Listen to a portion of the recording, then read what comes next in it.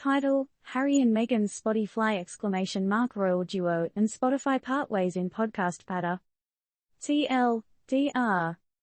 The royal podcast pair, Prince Harry and Meghan Markle, bid adieu to Spotify after an exclusive podcast deal that spun out just one show.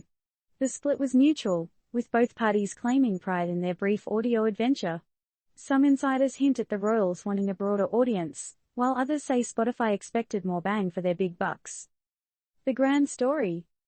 A royal silence echoes through the halls of Spotify as Prince Harry and Meghan Markle's exclusive podcast deal concludes after just one series.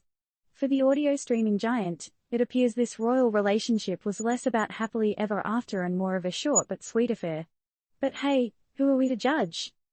The Duke and Duchess of Sussex, riding their actual audio chariot, first cozied up to Spotify back in late 2020.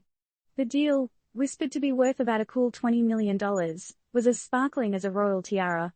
But every fairy tale has a plot twist, right?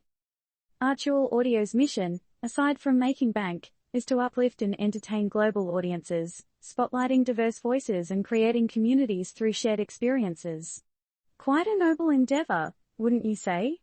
But for Spotify, one suspects the sound of one hit show ringing through their bank account was perhaps less melodious than expected.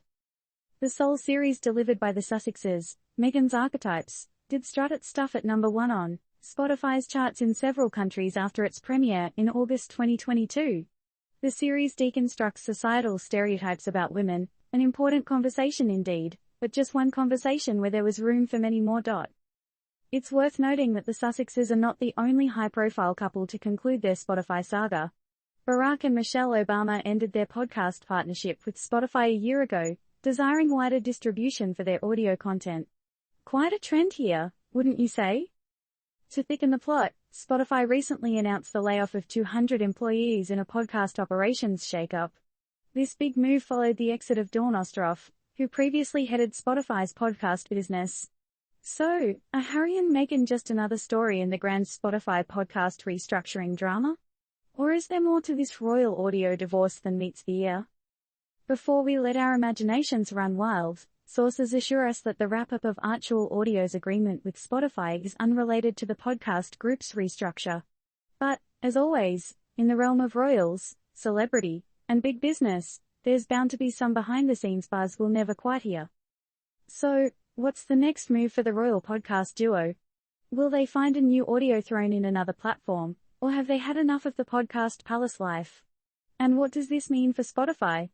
Are they tightening the reins on their podcast table, or is it all just a game of musical chairs?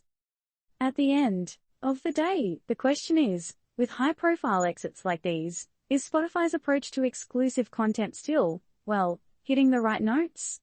Or will we see a shift in their strategy, a new harmony in the way they orchestrate their content deals? What do you think, dear readers?